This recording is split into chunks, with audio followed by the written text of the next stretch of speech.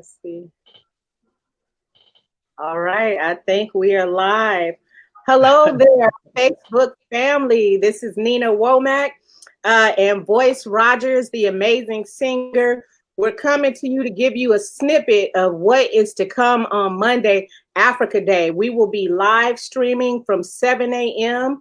to 11 p.m. so you can tune in and out all day, but do not miss our grand finale concert, which is just going to be outstanding. So we got Voice, introduce yourself and give us a little snippet of what you're going to do on Monday, Africa Day. Hey, Facebook family, and thank you, Nina, for having me. So this is about Africa Day, and I'm very, very proud to be a part of this event.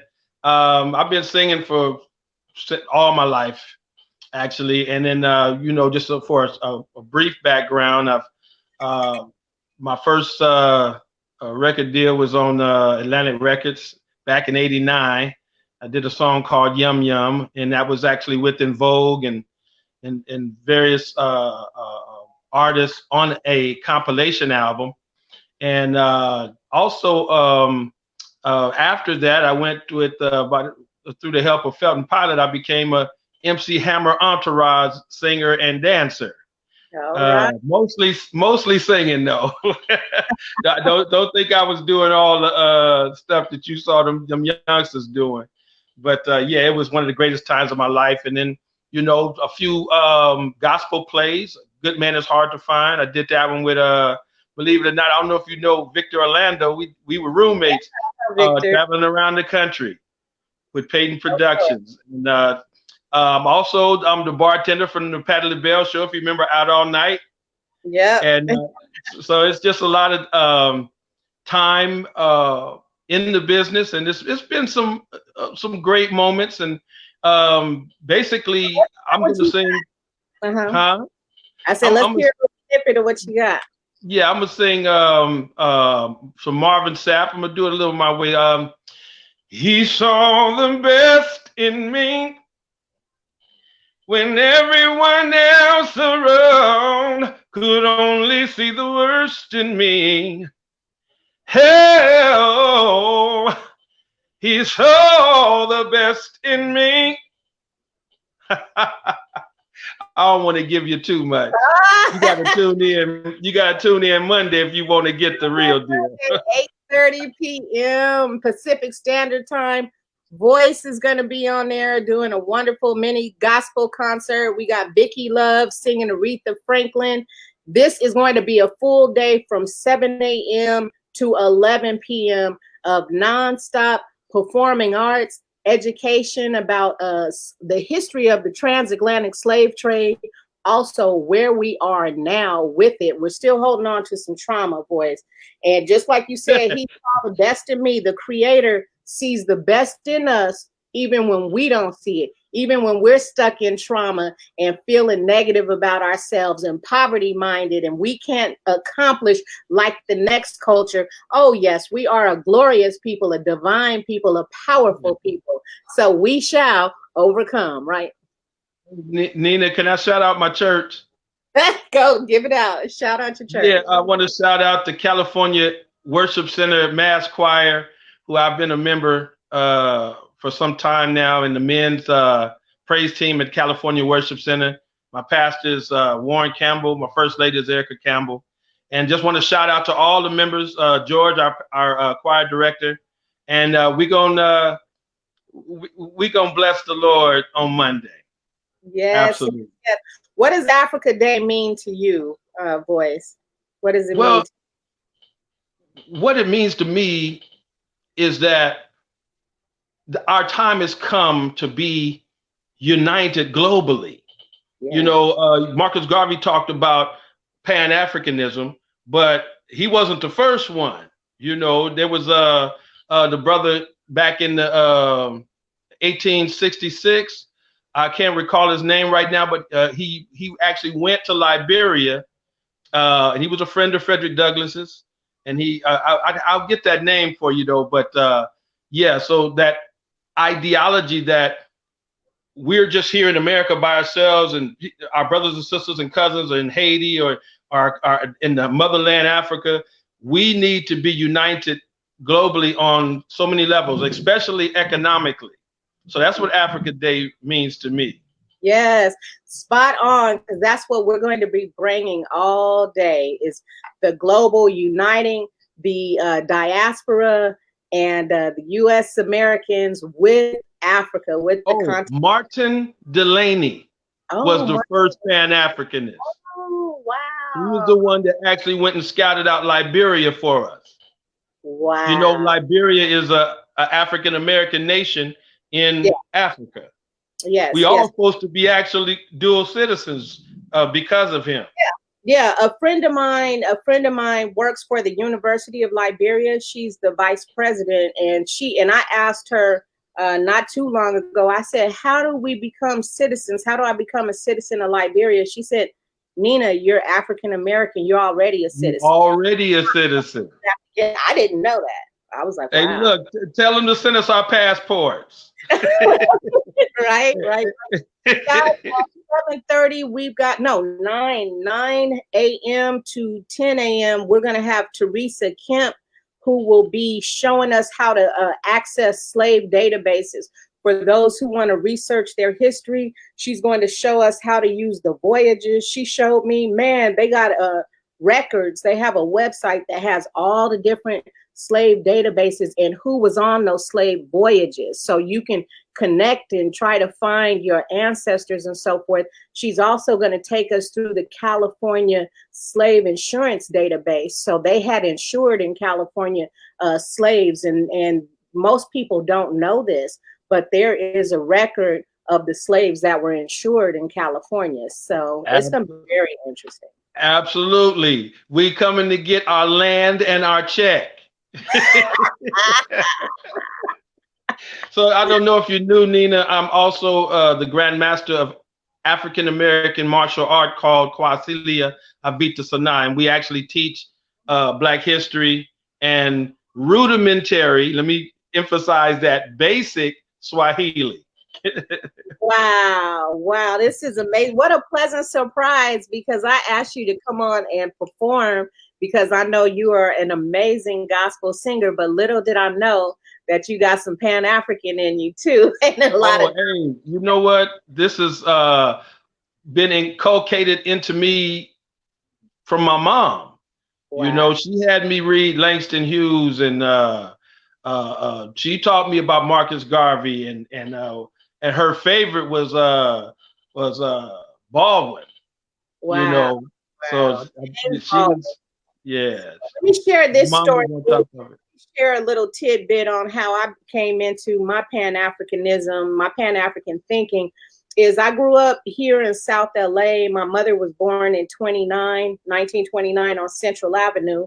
And I grew up, you know, in South Los Angeles myself. And I remember watching Shirley Temple as a child. She was like my child, was my idol, because I was a child actor and I wanted to be like Shirley Temple. So she had these cute little blonde curls, and she was on the good ship, lollipop. You know, she was just a bomb. And then I would see the Black girls that was with her, and they looked like they were pickaninnies, and they looked all crazy with their braids sticking all out, and they were acting really dumb and so forth. So I was like, oh wow, is that what, you know, my races is like pickaninnies and dumb? And then I remember watching Roots as a child, and that influenced me. And I would see Kunta Kinte get beat, and all these people get beat, and they were very subservient. And I was like, wow, is that the type of people I come from? They're some subservient, and they get beat up, and they have no backbone. So I didn't have a lot of pride as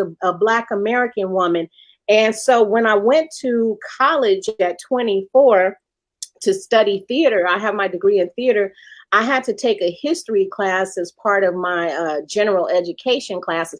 And all the American history classes were full. It was 7 classes at LACC, and each one was full. And the only history class that was available was African American history. So I signed up because I had no choice. And I went to class, and there was about maybe 10 or 11 students. It was the classroom was wide open, wasn't hardly nobody in there. And let me tell you, that was the class that changed my entire life, because when I learned the truth about Africa had organized arts and culture, that they had gold, that they developed iron's tools. They took iron The and very concept of a university came from us. university, they had education, political institutions. It just opened my eyes wide up. So I have to give a shout out to my professor, Professor Henry Ely. That man changed my life, and I've been on a path about empowerment, Pan-African empowerment ever since I was 24 years old. That's a true story. Yeah. Have you ever seen Hidden Colors 5? Yes. I saw Hidden Colors. I'm not sure if it was 5, but yes. I'm going to give a shout out to Thurston Bilal and Tariq Nasheed, because the African American martial art of Asilia Vita Sanaa was featured. I'm the martial arts historian in Hidden Colors 5. Oh, okay. So yeah, I didn't see that, because I probably would have recognized you. Oh wow, that's amazing. Amazing. Maybe I don't. Nobody know me. I'm just blessed to be able to get a second chance. I think this is God giving me a second chance with all the things that I've been doing, coming together, culminating into this gospel recording career. Yes. And gospel came from Africa. That spirituality and so forth came from Africa, just like theater did. When I told you I went to college and studied theater, I learned that in our theater history class. This is what white theatrical institutions are teaching, that the birth of theater started in Africa. It started with the ritual ceremonies that they did, the call and response, the wearing of the mask and the costumes, and then it just evolved. And now we're in film. Film comes from theater, and theater comes from African ceremonies. Absolutely. Oh, look, remember Mama teaching us to dance, or we used to perform during the family gatherings? They had the little kids with different talents come out and do different things. I remember my family used to do that. We used to be in the living room doing the Charleston and all of that. Yeah, performing. Yes. That was my life. You don't remember. You too young to remember the funky chicken. The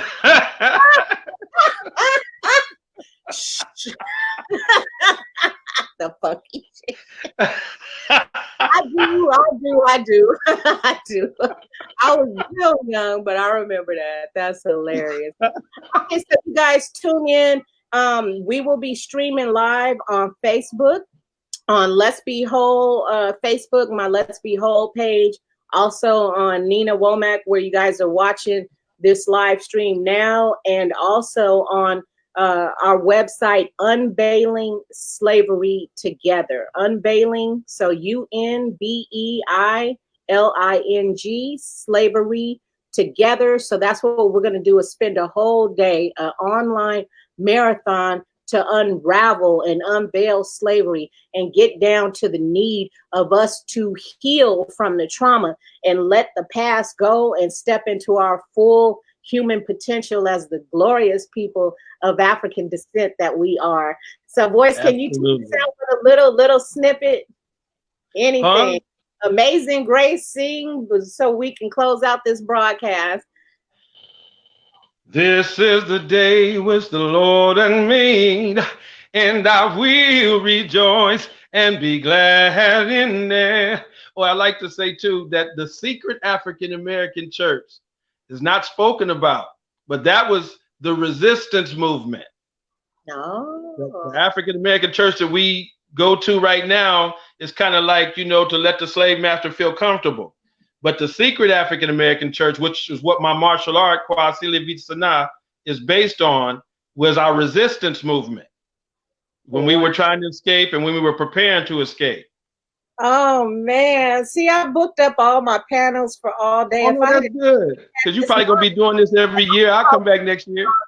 This is ongoing. So this is just the launch on Africa Day. But I definitely have to bring you back so we could get more in depth because that sounds very interesting. Very interesting. All right. Okay, Facebook. Love you All guys. right. Bye, Facebook family. Bye. Africa Day. Tune in to our live stream all day. And thank you, Nina, for having me. Thank you. Thank you, boys. Looking God forward bless you. God bless you too. Thank you. Bye-bye. Bye. Oh, we got we got some comments. Let me see. Wait a minute. Oh, look. Denise, yeah, we got Denise Lyle. Okay, Denise. I can't wait either. I'm excited. Biddy Mason, you guys. If you guys don't know who Biddy Mason is, she was a slave that moved to Los Angeles and became a wealthy real estate owner. So if she was a slave and became a real estate owner, then what's our excuse? What's our excuse? There is none. Yes. Absolutely no excuses. Oh, so Denise says she is a citizen of Liberia. Hey, you better help us become citizens. I mean, we are already citizens, but there's still, legal stuff like I need my passport. How I get that? Exactly. Well, I'm gonna talk to my girl, the university over at the University of Liberia. Yeah. All right. All righty. You guys. See you Monday, everybody. Hey, Paula. See you Monday, Denise. Paula, you didn't leave a comment, but I like this. Okay. But she had a brilliant smile, though. I saw Paula smile. Yeah, girl, that's my girl. She made me some cool masks. I don't know if you saw my Afrocentric African. I did see that. Yeah. Paula made it, so she's very talented. Right. Yep. Okay, you guys, gotta run now. Talk to you later. Peace out. All right. Okay, thanks.